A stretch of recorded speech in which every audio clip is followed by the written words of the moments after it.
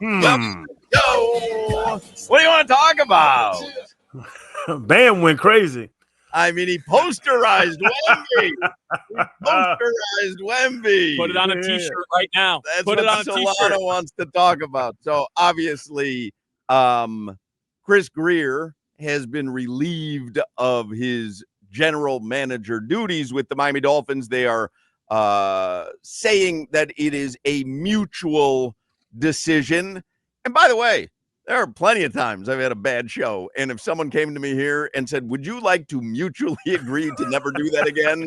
I would probably go, yeah, you know what? I would like to mutually agree. And I can't imagine watching that game last night. I mean, that was embarrassing. It's what we talked about with the Indianapolis game week 1. Yep. And then the beginning of the New England game week 2. And then the Carolina game and the Chargers game, where I kept saying, at what point is it just embarrassing? Yes, sir. Where maybe you love Chris Grier, you trust in him if you're Stephen Ross, you love Mike McDaniel, you trust in him, you just say things are going to get better. But at some point, the embarrassment gets too loud. And last night, you're on primetime network television. They're booing you at home. It's obvious that you can't get anything done, that you're not going to win, that you're going to be embarrassed again. And it obviously just got a little bit too much for Stephen Ross. Something had to change, and something changed. I know a lot of people wanted a head coaching change as well. That apparently is not going to happen. They have said through sources that Mike McDaniel will be there the remainder of the season, but Chris Grier is the first domino to fall. And we'll have to see what other dominoes are in line. I have my notes from yesterday, and I went on this long thing about to get to 3-6 is not just 3-6. It's about gaining the respect back of football on national TV, primetime game. You go out here, compete with the Lamar-led Ravens. It was the total opposite way. You proved to the world what they were already thinking through player-only meeting gate, through Tua snitch gate, through all the gates. Okay, let's see what the Dolphins have. Not just getting beat by a better team, couldn't line up, crowd noise at home. Like, I'm embarrassed. Right, yeah. Tua can't get the snap off in Hard Rock. Like, it was just piling on embarrassment for Stephen Ross. Did Chris Grier have something to do with Tanner Conner not knowing where to line up about 8 plays in a row? I don't know. But I just know that was embarrassing to watch. That wasn't the top level of football. Chris Grier did not call that fade to Devon Achane in the corner of the end zone. When, by the way, no one ended up in the corner of the end zone.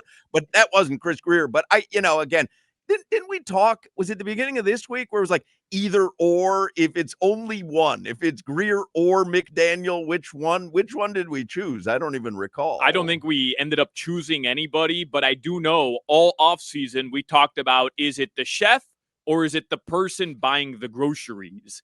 And we found out yesterday that Stephen Ross finally came to the conclusion, no. It's the groceries. And I know a lot of people have made this point, but I think it's the correct point after last night's game. This rebuild with Chris Grier manning the ship, his hands all over the rebuild, started in 2019. And the most embarrassing loss of that season was against who? Lamar Jackson, the future MVP, and the Baltimore Ravens, who came into Hard Rock Stadium and made a mockery of a Dolphins roster that people were saying should have been illegal. And 7 years later, a team Chris Grier, after 2 head coaches, has once again built up. It's supposed to be winning time. And once again, it's a mockery of a situation. Stephen Ross decided, no. 7 years later, it's still the groceries. Right.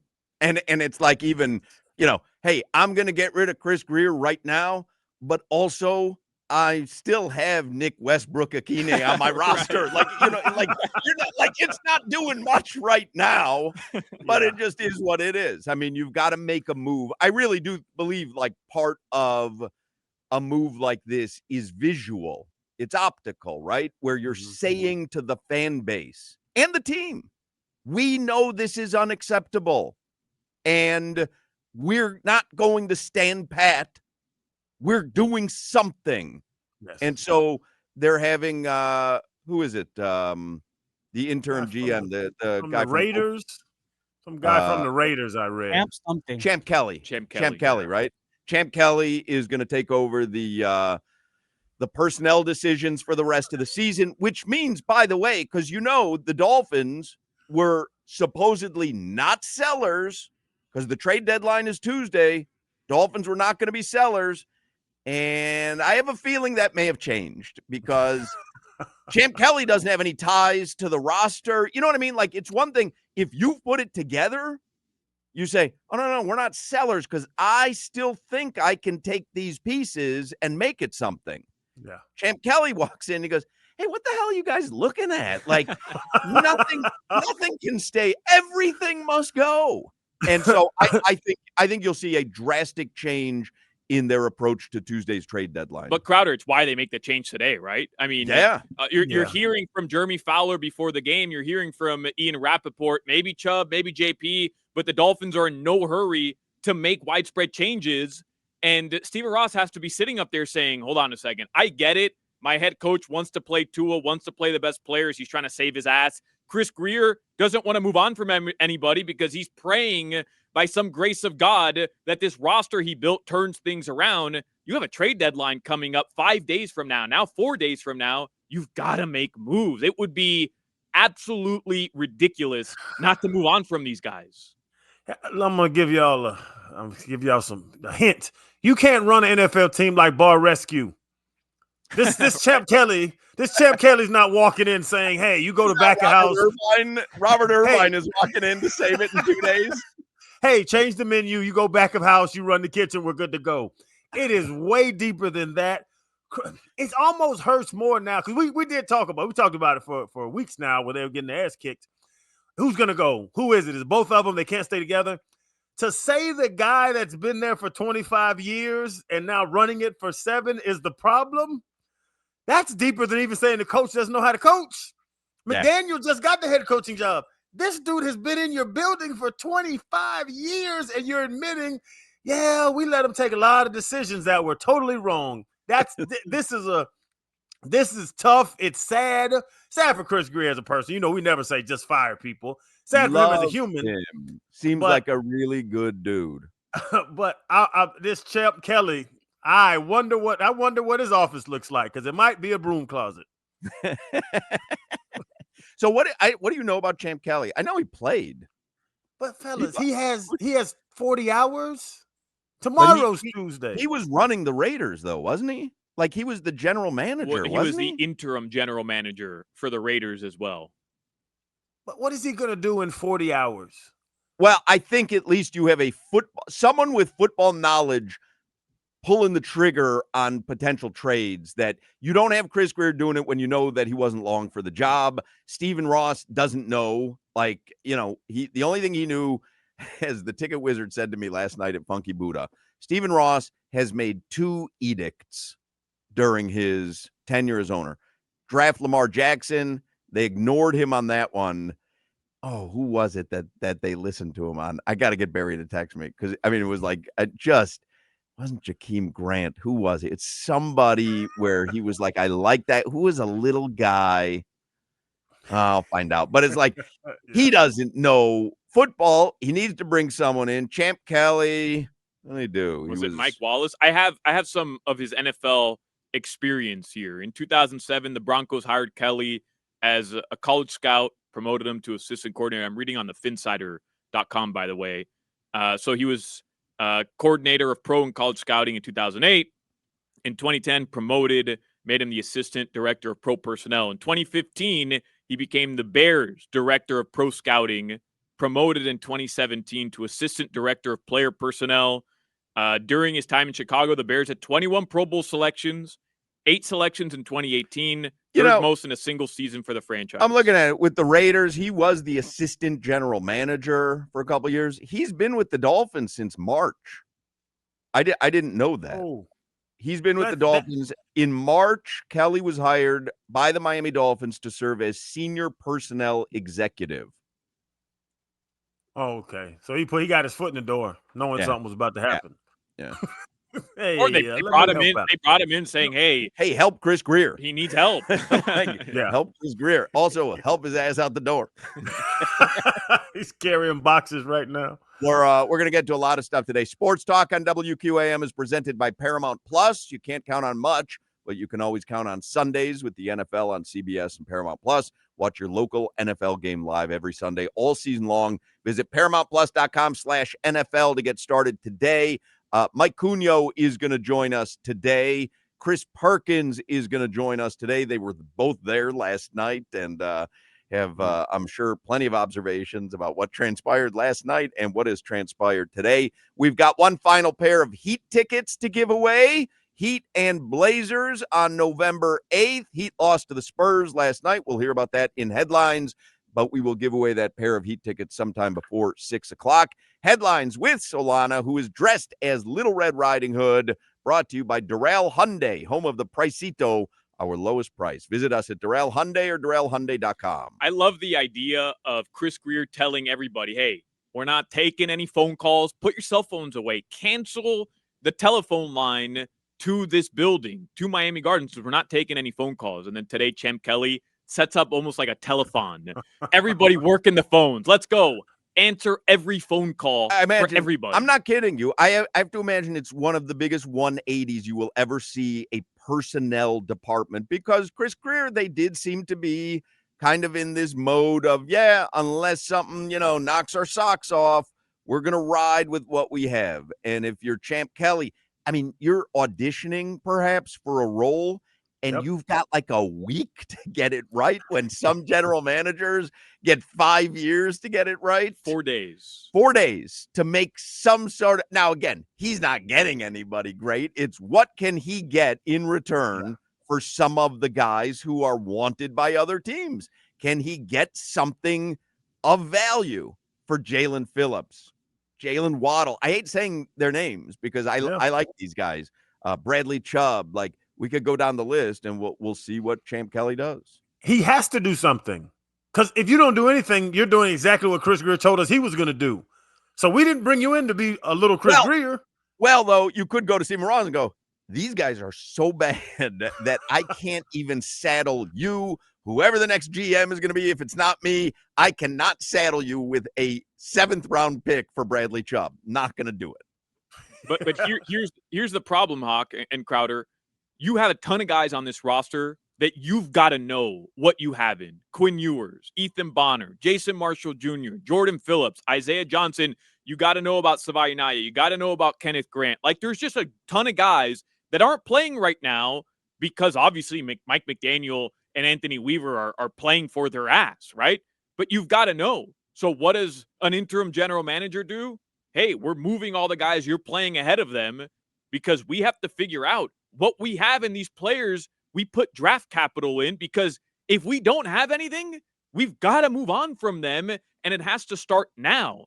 So, like, even Jalen Wright is a guy that's interesting. Yesterday, he was inactive again. Inactive after Mike McDaniel. Hawk, we spent an hour on the pregame show playing sound from McDaniel talking about how valuable it is to have 3 running backs. He had a good game.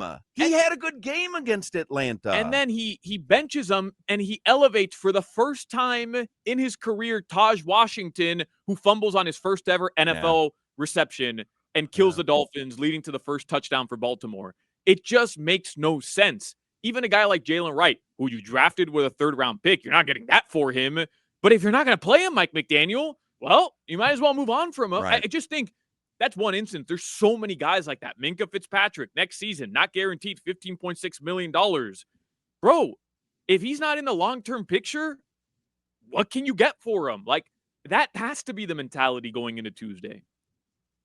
And how do you bring an all-pro by Minkah and he makes no plays for you?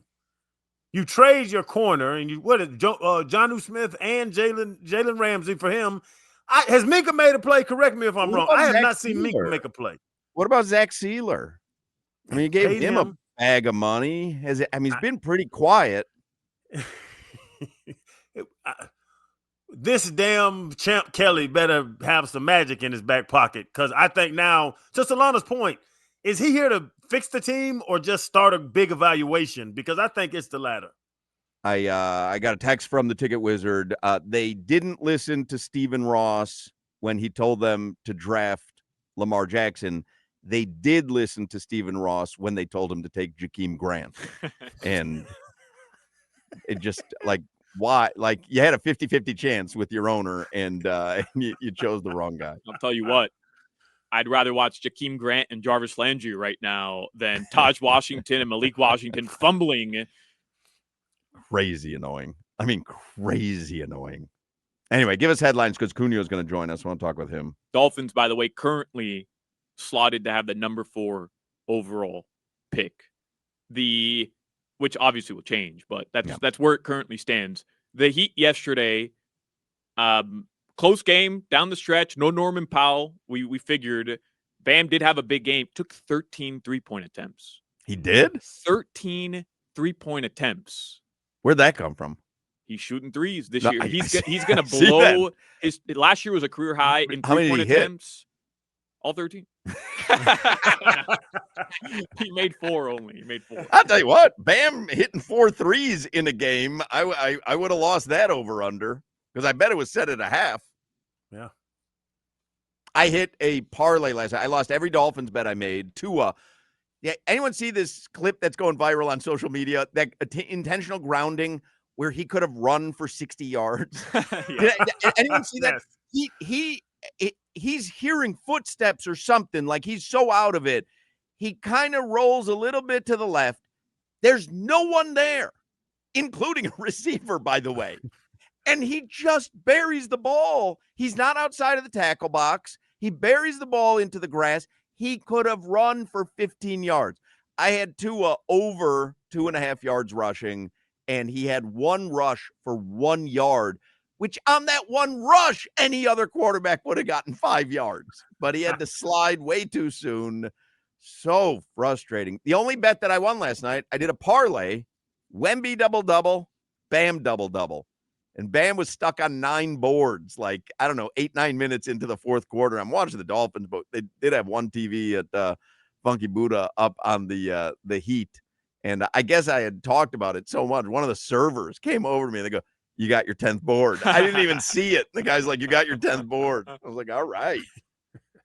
I had 2 over. I was hot about that one as well. Had Lamar Jackson over 34.5. Let me end maybe 13? No, 16. 16. Yeah. He had that one run. Why would he have to run? We weren't even around him. Yeah, yeah. Zay Flowers hit 64. I had a 66. All my props went to hell. The defense held the Ravens, for the most part, the running game, especially in check until the very end, where they just kind of stat padded. But McDaniel actually in the postgame press conference said something of value, which was, it's always a bad omen when you are outplaying a team and you're losing, or when you're playing well enough to be winning and you're losing. It's a bad omen. And that's what happened in the first half. Yep. But they had scoring opportunities. I haven't gotten to Riley Patterson yet. I will.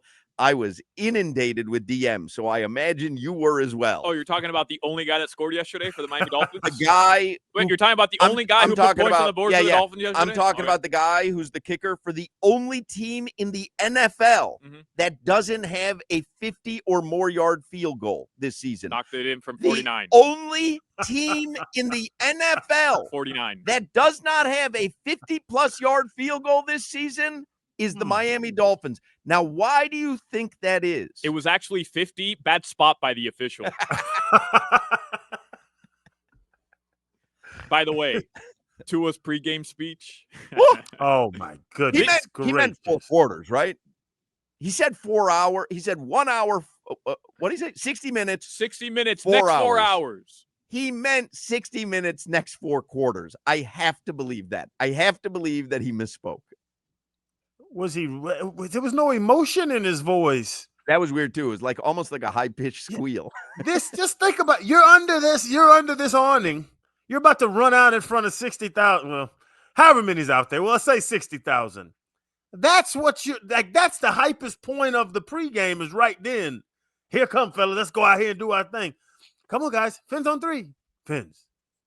Yeah, y'all's ass getting We're gonna sell. Yeah.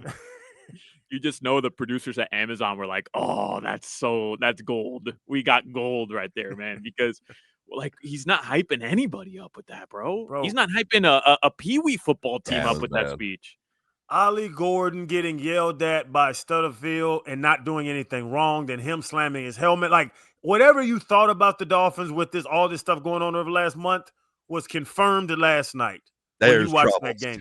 And There's troubles. yeah. Oh, this team has not just football wise. This organization's in trouble. That's what you're looking at. That Ollie Gordon thing was BS. Crazy. I don't understand. I mean, how do you have video replay assist? You literally would have to believe that he does not know how to play football or block to just launch himself at someone's feet or knees. Like, you know what I mean? Like you literally have to believe that he's never blocked in his life. And like, it's one thing to get beat, you hold someone, whatever. Like he slipped. It was so obvious that he slipped. Why do you throw your pelvis at him? You have shoulder pads and a helmet on. You can hit him in the knee with. I'm gonna lay sideways and let you kick me in the gut. Yeah, that's the dumbest, dumb as hell.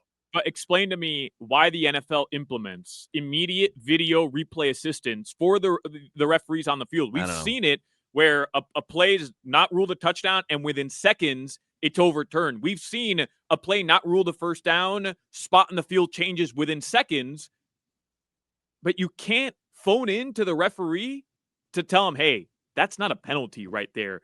That takes away a massive play for the Dolphins. I think by the book, it is a penalty. His body went into the lower body of the person who is trying to get to the, I don't know if it was the rusher or the quarterback. Yeah, rushing. Yeah. So I think by the book, it probably is a penalty, but he slipped. No one has blocked that way in the history of the league. No one's blocked moving into a horizontal position, like they're trying to stop a free kick. And, when they lay across the other guys, like, I don't know. I want to talk to Cunha, so let's wrap up. He's coming. Log roll. Yeah, no one's ever done that. By the way, Crowder, just to end it here, you're wrong. Minkah Fitzpatrick did make a play yesterday, collided with Dante Trader in the open field, so Mark Andrews could score second touchdown of the game. Funniest, we burst out laughing at Funky Buddha when we saw the replay and they just slammed into each other. Burst out laughing. This Trader is questionable addition. I'll tell you that much. That is the Minkah Fitzpatrick Dolphins legacy right there, running into Dante Trader. Your weather in South Florida right now, gorgeous weather, man. Today is beautiful weather. Yeah. It's sponsored by Chill Zone AC, featuring reliable Root AC systems. Make your AC great again. Visit chillzoneac.com.